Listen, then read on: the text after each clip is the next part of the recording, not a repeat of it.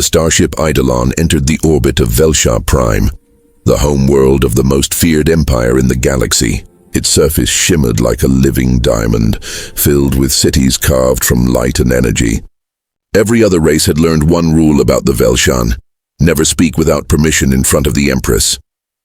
But the human envoy, Elias Ward, was not built for silence. He stood at the ship's window, staring at the glowing planet below. His reflection showed tired eyes, a faint scar under one of them, and a look that mixed courage with quiet disbelief. He whispered to himself, "They call her the Ice Empress. Let's see if she even breathes." When his boots touched the crystal floor of the Grand Palace, the silence hit him harder than gravity. Rows of alien guards stood motionless, tall, silver-skinned beings with faintly glowing eyes. The air felt alive, humming with invisible power. Each breath he took echoed like thunder in the massive throne hall. And then she appeared, Empress Kareth. She descended from her throne like a living statue made of starlight and metal. Her gown moved as if it were made of liquid glass, and her crown pulsed with faint golden light. Her face was perfect, too perfect, not humanly beautiful, but something carved by a god that never knew warmth. Her eyes were pale blue, almost white, reflecting the whole hall within them. Elias froze. His chest tightened. She stopped at the edge of her throne's dais and looked down at him, her voice cold, precise, and emotionless. "Human envoy," she said, "state your purpose before this court." Elias opened his mouth, and nothing came out. Not fear, but awe. For a long moment, he simply stared at her, his heart beating loud enough that even the guards seemed to sense it. And then, without planning, without logic, he spoke words no one in that hall could have predicted. "You're so beautiful. I can't even speak." A soundless wave passed through the entire throne room. Even the glowing walls dimmed for an instant. The guards turned sharply, some stepping forward, others tightening their grips on their weapons. The translator drones paused, confused, but all eyes were on the Empress. Her expression didn't change. Not at first. She blinked once, slow and mechanical, and then something impossible happened. Her pale skin, flawless silver, began to glow with a faint shade of red. Gasps echoed from the council rows. One of the attendants whispered, "Her color." It changed. Kareth touched her own cheek, her hand trembling almost invisibly. She looked at the human, this strange, fragile creature who dared to speak to her not with fear, but with truth. "Repeat what you said," she demanded. Her voice softer now, less command, more curiosity. Elias smiled nervously. I said you're beautiful. I didn't mean to insult." "Silence," she interrupted. But there was no anger in it. Her gaze lingered on him for a long time, scanning his face as if trying to find the trick behind the words. She had heard a million voices, warriors, kings, diplomats, all saying what she wanted to hear. But never this. Never truth that sounded uncalculated. Something inside her chest, the core crystal that gave her life, flickered for the first time in centuries. Finally, she turned to her guards. "Remove him from my sight," she said, "and do not harm him." Elias was led out, confused but still smiling. He didn't know what he had done, but every eye in the palace followed him with silent shock. The Empress remained still, her fingers pressed against her warm cheek. She whispered to herself, almost too quietly for anyone to hear. "Beautiful? That word belongs to emotion." As the chamber lights dimmed, Kareth looked out through the palace window, toward the stars where Earth glowed faintly blue. For the first time in her eternal reign, she felt something she couldn't measure, something alive, and deep within her heart. That impossible red light continued to glow. Night fell over Velshar Prime like a soft layer of silver dust. The twin moons rose high, casting their glow over the glass gardens of the royal citadel. Every leaf shimmered faintly, reflecting alien stars. The palace guards stood still as statues, unaware that somewhere deep inside the Empress's private corridors, history was quietly shifting. Empress Kareth had not dismissed the words. She tried to bury them in her royal routine, meetings, war briefings, endless reports, but they echoed again and again in her mind. "You're so beautiful." I can't even speak. It was ridiculous. It was human. It was alive. Her kind did not blush. Her kind did not feel. And yet her skin had turned red before the entire court. That night, she walked alone to the garden of crystalline trees, a place where the air hummed softly and the water rippled like liquid light. Her gown caught moonbeams flowing like melted glass. She had ordered everyone away, but her mind was not silent. A part of her, the part she thought had long died, whispered a name: Elias. Far below, in a guarded chamber of the envoy wing, Elias sat awake. The room was comfortable but cold, filled with faint glowing walls that shifted colors with every breath. He had replayed that throne room moment 100 times in his head. He thought he had ruined everything. He thought his honesty had ended his mission. So when the door slid open with a whisper and two shadowy figures entered, his first thought was execution. "Human," one of them said. "You are summoned." "Summoned? At this hour?" "Yes," the guard replied flatly. "By the Empress herself." Elias froze. His heartbeat quickened. He followed them through silent corridors lit by moving blue lights until they stopped before a massive door made of living crystal. The guards bowed and left. The door opened by itself, and there she was. Standing in the moonlight surrounded by glowing trees, the Empress looked less like a ruler and more like a spirit of the stars. Her eyes reflected the moon's, calm but searching. "You came," she said quietly. Elias hesitated. "I wasn't sure if I had a choice." Her lips curved faintly, not a smile but something close. Humans always believe they have choices. Interesting. He took a careful step forward. "You wanted to see me?" "I wanted to understand you," she said. "No one in my empire has ever dared to speak to me the way you did. Tell me, was it mockery or a truth?" Elias looked at her for a moment, not as a ruler, but as a person. "It was truth," he said softly. "Where I come from, we don't hide beauty. We say it when we see it. And yours." It took my words away. The silence that followed was deeper than before. The wind moved through the glass trees, creating a faint song. Kareth lowered her gaze, as if afraid of what his words would awaken again. "In my world," she said, "emotion is a disease. We were created to lead without feeling. But when you spoke," she touched her cheek again, that same spot that had turned red. "Something changed. I felt warmth, pain, confusion." Elias stepped closer, too close by royal law. "Maybe that's what makes you more alive than any of them." Her eyes rose to meet his. For the first time, she saw no fear in a man's face, only quiet respect. Something inside her broke free, a spark flickering in the cold machinery of her soul. Before she could respond, a faint sound echoed from behind the trees. Metallic steps.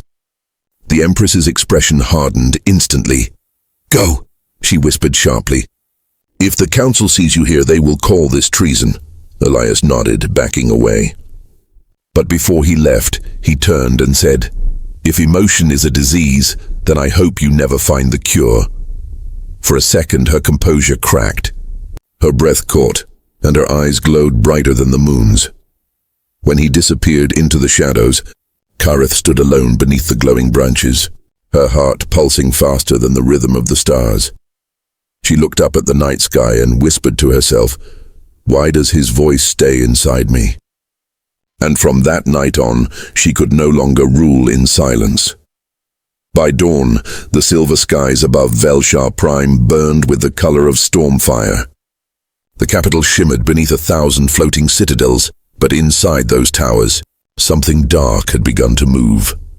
The Empress's secret meeting, the one meant to be unseen, unheard, had already reached the ears of those who waited for her to fall.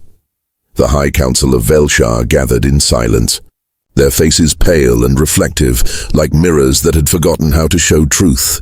The chamber floated in zero gravity, rings of light spinning slowly around a black sun. At the center, Councillor Thren, tall and sharp as a blade, spoke first. "She met the human. I'm alone," he said. "Our sources confirm it. Murmurs rippled across the chamber. One counselor hissed, "Emotion, attachment, she risks contamination." Another whispered, "Humans infect with feeling." If the Empress begins to feel, she ceases to rule.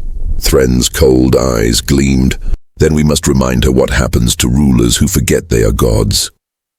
In her private chamber, Kareth stood before the window, her reflection framed by the rising light. The morning should have felt peaceful.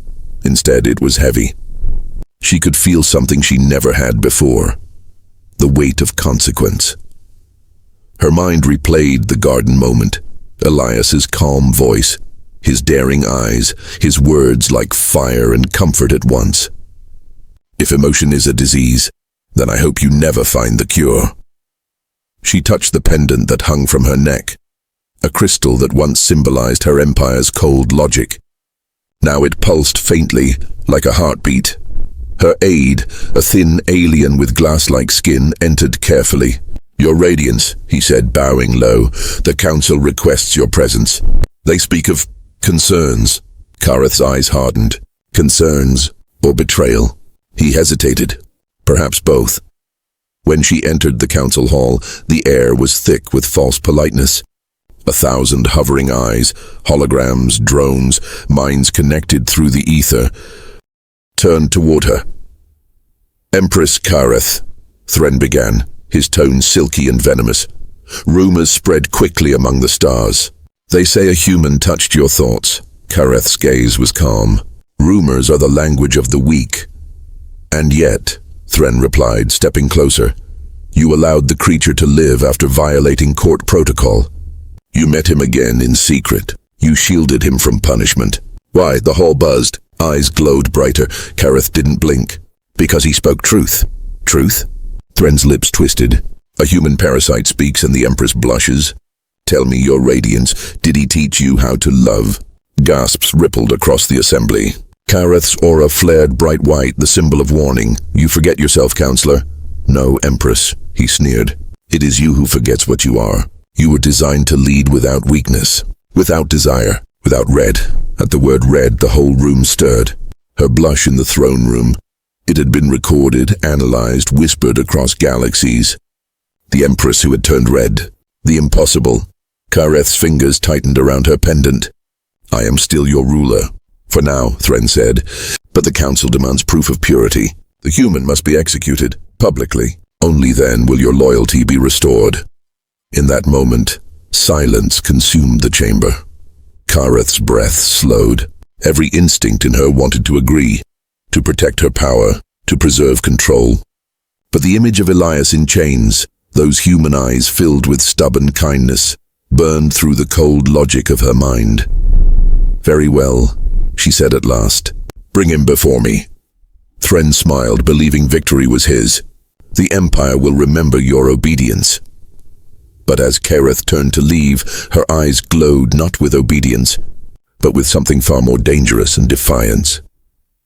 In the dark cells beneath the palace, Elias sat alone, his wrists bound by energy cuffs. He heard footsteps approaching, not guards this time, but the soft rhythm of a single person. The door slid open, and the Empress stepped inside, cloaked in shadows. Her voice was low, trembling for the first time. "They will demand your death tomorrow," she whispered. "And I am expected to order it." Elias looked up, meeting her glowing eyes. "Then don't," Kareth's breath caught. "You don't understand. If I refuse, they will destroy everything I've built." He smiled faintly. "Maybe what you built isn't worth saving if it costs you your soul." She turned away, silent, torn between crown and conscience, between duty and something she had never known before. Care. As she left the cell, her reflection in the metal door flickered crimson. The Empress had begun to change, and the galaxy was about to notice. The great plaza of Velshar Prime was filled with light. Cold, white, merciless light. Tens of thousands of alien citizens stood in silence, their faces pale and perfect, waiting to witness judgment. Above them hovered the throne dais, a vast floating platform where the Empress would speak. And below it, chained to the metallic floor, stood a single human, Elias Ward. His wrists were bound, but his eyes were steady. He looked up at the skies that once amazed him. Now they only glared back, hollow and artificial. The Empress had ordered this trial herself, or so the people were told. But in the heart of her palace, the truth burned differently. The Empress Kareth stood behind a shimmering energy curtain hidden from view. Her attendants fastened the ceremonial crown to her head, and the air trembled with the sound of approaching thunder. Her voice was calm, but her heart wasn't. For the first time in her life, it beat against duty. Her advisor entered quietly. "Your Radiance, the crowd awaits. Councillor Thren is already preparing the sentence." Kareth's gaze sharpened. "He speaks as if I have already given it. He believes he knows your will." She turned slowly, her gown flowing like liquid glass. "Then today he will learn how wrong belief can be." When she stepped onto the floating dais, the world bowed. The sky dimmed, the crowd lowered their heads, and even the wind dared not move. Her voice carried across the vast space, amplified by crystal echoes. "People of Velshar," she said, "a crime has been committed. A human envoy spoke forbidden words before your Empress. Words of emotion, words of weakness." The crowd hissed softly like static. Councillor Thren stepped forward, his long silver cloak trailing behind him, and by law such weakness must be erased. "To protect our purity, our perfection. The sentence is clear. The human dies at dawn." Elias lifted his head. "I never wanted to hurt anyone," he said, his voice rough but steady. "I only told her the truth," Thren sneered. "Truth? Your kind poisons truth with sentiment. You make gods feel. You make rulers doubt. You make them red." At that word, red, the crowd stirred uneasily. Many remembered that day in the throne room. The moment the Empress had blushed, all eyes turned toward her now. Her face was calm, unreadable, but her hands, hidden beneath the folds of her robe, trembled slightly. Thren pressed further. "Empress, you must speak the sentence. Show them that emotion cannot rule. Show them you are still one of us." The silence that followed was endless. Kareth's gaze fell on Elias, this fragile creature standing unarmed beneath a billion eyes. He looked at her not with fear, but with quiet understanding. The same look he gave her that night in the garden. The same warmth that had cracked her cold heart open. Something inside her broke. Her voice, when it came, was softer. Not command, but confession. "He spoke truth," she said. Thren frowned. "What?" Kareth stepped forward, her aura flickering. "He spoke truth where we have spoken lies. You call emotion a disease, but I have seen what it gives. Compassion, courage, hope. He did not infect me. He woke me." A wave of shock moved through the plaza. The guards froze. Thren's composure shattered. "Empress! You shame your kind. I am my kind," she said, her voice rising. "But I'm also more. For the first time I feel, and I will not be ashamed of it." As she spoke, her body began to glow. Faint at first, then brighter and brighter, until the whole plaza was bathed in crimson light. Her eyes blazed red, her gown shimmered like molten glass, and the crown itself melted under the heat of her awakening. The people gasped. No one had ever seen such power, not from a machine, not from a god, not from an empress. Thren shouted, "Guards, restrain her!" But the guards didn't move. Some fell to their knees, overwhelmed by the presence before them. Others simply stared, unsure whether to fear or worship. Kareth stepped down from the dais and knelt beside Elias. The chains melted away under her touch. "Come," she said. "If truth is a crime, then let the guilty live." The two stood side by side as the red light flared upward, painting the entire sky in color. From that day forward, the galaxy would remember her not as the Ice Empress, but as the Red Empress, the ruler who chose emotion over power, and the man who made her feel alive. The sky of Velshar burned red that night. The Empress's rebellion had split the heavens themselves. The city lights flickered like dying stars, and the great towers of the Empire trembled under the weight of disbelief. The Red Empress was no longer a title of shame. It was a warning. Inside the royal citadel, alarms howled like ancient beasts. Guards stormed through corridors of glass and steel, searching for the fugitive who had defied an empire, and the human who had changed her heart. Kareth led Elias Ward through the shadowed halls, her gown torn, her crown discarded. The crimson glow from her skin pulsed like a heartbeat guiding their path. "They'll seal the Stargate soon," she said, her voice calm but urgent. "If we don't reach the jump core before the Council overrides it, we'll be trapped here." Elias followed close, clutching a small pulse rifle he barely knew how to use. "And then what? They'll kill us both." She turned briefly, her eyes shimmering red in the dark. "They will try." They reached the outer balcony, a massive platform that overlooked the entire city. Wind roared through the air as gunships rose from below, their engines burning blue. The sky was filled with chaos, ships colliding, towers collapsing, citizens fleeing the palace that had once been their pride. A shuttle waited for them, sleek, black and forbidden, the Empress's personal escape craft. Elias stared at it, disbelief in his voice. "You're really leaving everything behind?"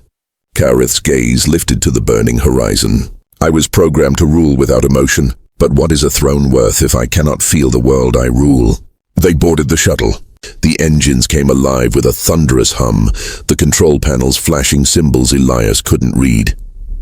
Kareth's fingers danced across them with inhuman speed, her movement sharp, yet trembling. Outside, energy bolts struck the balcony. One hit close, sending shards of molten glass across the deck. Elias ducked, shielding her without thinking. She looked at him, surprised. "You would protect me?" He grinned through the chaos. "It's kind of a human habit." Her lips curved, faint but real. "A dangerous one." The shuttle lifted off just as a squadron of fighters locked onto them. Beams of light chased them through the clouds, each one flashing close enough to shake the hull. Kareth gritted her teeth. "Hold on." The ship dove straight into the storm. Lightning flashed across the canopy, illuminating her face, fierce, determined, alive. For the first time, Elias saw not a queen or a machine, but a woman fighting for her own soul. They broke through the atmosphere, entering the black ocean of space. Ahead, the Velshar Stargate shimmered like a colossal ring of fractured diamonds, their only path to freedom. But as they approached, dozens of warships materialized around it, blocking the way. Elias's heart sank. "We'll never make it." Kareth's hands tightened on the controls. "We will. How?" "Because I am done obeying."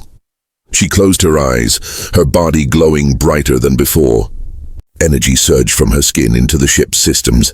The dashboard flared red as the engines screamed beyond their limit. The shuttle became a comet, a streak of crimson tearing through the black. The warships fired, a storm of light and death, but the Empress's power bent space itself.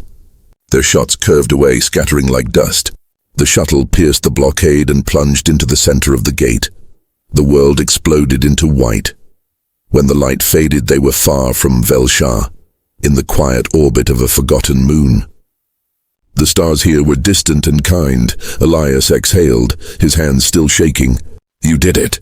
Kareth slumped in her seat, the glow on her skin fading to a soft ember. "No, we did." He looked at her.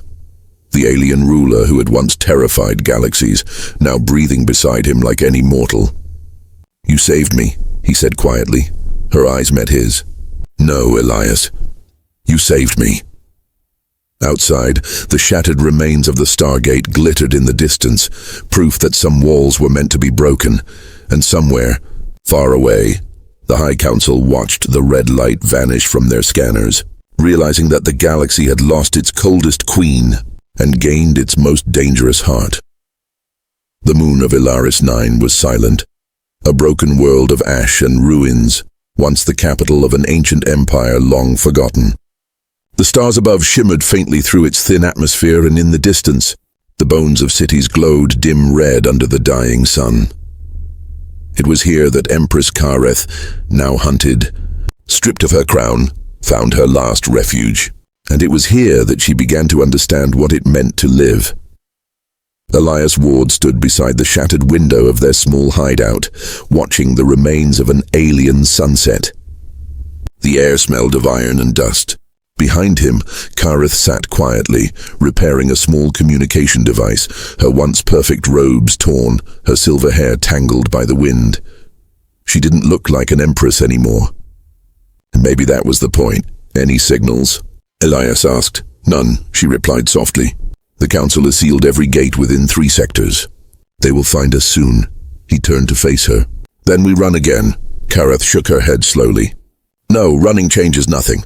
They won't stop until I am erased. Elias frowned. So what do you want to do? Her eyes lifted to his, though still glowing faintly red. I want to show them what I became. I want them to see that feeling is not weakness, that it is strength. That night the ruins trembled. A low hum echoed from the sky as a fleet of silver warships entered orbit, the High Council's armored division. Their arrival was a declaration. The hunt is over. Kareth stood on the balcony, the cold wind whipping against her face. She could feel their presence. Hundreds of voices speaking her name through the ether, each one filled with judgment.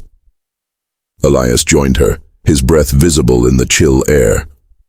They're here, he said. She nodded. Yes. Her hand tightened around the pendant on her chest, the same one that once symbolized control. Now it pulsed softly with warmth. I never thought my end would be so quiet. Elias smiled faintly. Then don't make it quiet. Kareth turned, meeting his gaze. You would stand with me against your own death. He laughed softly. I already chose that when I spoke to you the first time. For a moment they said nothing. Only the sound of wind between ruins filled the silence, the sound of 2 souls who understood each other beyond words. The first attack came like a storm. Energy blasts struck the surface, tearing through ancient stone. Drones swarmed the ruins like locusts, their metallic wings cutting through the dust. Kareth raised her hand, and a barrier of red light exploded outward, shielding them. The air shimmered around her, the ground glowing beneath her feet. Elias fired back with the pulse rifle, taking down drones one by one, though his hands trembled with exhaustion. Leave me, she shouted over the chaos. They want me, not you. Elias ducked behind debris. You really think I came all this way just to leave now? She almost smiled. Humans, always so reckless. Maybe that's why you like us, he said, firing again. The Council's command ship descended through the clouds, blotting out the light. Councillor Thren's voice echoed from the sky, cold and amplified. Kareth of Velshar, surrender. You have corrupted yourself beyond repair. Your existence is a stain on creation. She looked up at the massive ship, her crimson eyes burning like twin suns.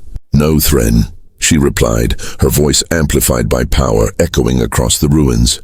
I have become creation. Her aura erupted, red energy spiraling into the air. The drones disintegrated instantly. The ground shook as her light pierced the clouds, splitting the Council's signal wide open. From every world connected to Velshar, people saw the same vision, an empress glowing red standing beside a human. Defying the old order, Thren's voice cracked with fury. You doom us all. Kareth looked at Elias, who stood beside her, battered but smiling. Then let the galaxy burn free, she whispered. With a final surge, she unleashed her energy into the sky. The Council's flagship shattered in a flash of crimson light, and the storm fell silent. When the smoke cleared, only silence remained. The ruins glowed faintly under the red aurora now spreading across the horizon. Elias collapsed to his knees, exhausted. Kareth stood still, her power fading, her body trembling. She turned to him, eyes softer than ever. It's over, he whispered. She smiled, truly smiled this time. No, it's only beginning. Her red light dimmed into her heart, leaving only warmth in her skin. The last throne had fallen, but not to war, but to love. And in the ashes of Elaris 9, the first heartbeat of a new age began. Years later, across the endless galaxies, people still whispered her name. Kareth, the Red Empress, the ruler who felt, the goddess who blushed, the machine who dared to love. Some said she had died on the moon of Elaris 9. Others swore they saw her light moving between the stars, a red shimmer that appeared whenever the weak stood up to the mighty. Whatever the truth, her legend had outlived every empire that tried to bury it. But in a quiet corner of the galaxy, far from the ruins of Velshar, a small blue planet orbited a gentle sun. There, in a lonely observatory built from alien metal and human hands, an old man sat writing in the light of a single lamp, Elias Ward. His hair had turned silver, his body weaker, but his eyes still carried the same spark, the same quiet warmth that once made a goddess blush. The room was filled with mementos of another life. A cracked pendant that once pulsed with red light, fragments of a melted crown, and a single glass flower that never wilted. He picked up his recorder and began to speak, not to anyone alive, but to the one who still lived inside every heartbeat of his memory. "It's been many years since Alaris 9, he said softly. "The stars still shine, though none as bright as the red one that carried your name." He paused, smiling faintly. "They call you the Empress who blushed. Funny, isn't it? They remember the color of your skin more than the reason it changed. They forget that it wasn't shame, it was love. The first honest spark in a universe that had forgotten what warmth felt like." Outside, the stars shimmered through the glass ceiling, endless, cold and distant. And yet among them a faint red glow flickered. Elias's gaze lifted. "You told me once that emotion was forbidden, that you were never meant to feel. But you did. You laughed, you feared, you hoped. You changed everything just by being human for a moment." He leaned back, closing his eyes as the memories returned. Her laughter in the ruins, her defiance before the council, her hand reaching toward him as the sky turned red. "I never meant to make you blush," he whispered. "I just told the truth." Far beyond his window, light began to gather, soft at first, then stronger, brighter, forming the shape of a figure woven from starlight and crimson glow. She stood tall, regal yet gentle, her eyes the same pale blue that once held galaxies in them. Kareth. Not flesh, not ghost, something greater. Elias smiled through tears. "You found me." Her voice was like wind through glass, warm, melodic, alive. "I never left," she said. "Every star that burns red is part of me now. Every act of kindness, every word of truth, that is where I exist." He laughed softly. "You always did have a dramatic way of saying hello." She stepped closer, her light touching his face. "And you still managed to make my heart race, even without a body." They stood in silence, human and legend, heart and light, as the stars pulsed gently around them. "Do you regret it?" Elias asked. "Losing your empire, your immortality, everything?" Her expression softened. "I lost nothing. I found what no ruler ever had. The beauty of imperfection, the power of feeling. You gave me that, Elias." He looked down at the recorder, his voice trembling. "Then maybe that's enough." Kareth smiled. "It always was." She reached out her glowing hand and touched his chest. "Your heart carried me here. Let it rest now." Elias took one slow breath, the last one he would ever take. Peaceful, calm, complete. As his eyes closed, the light around him brightened until the entire observatory glowed crimson. When it faded, the chair was empty. Only the glass flower remained, glowing red in the starlight.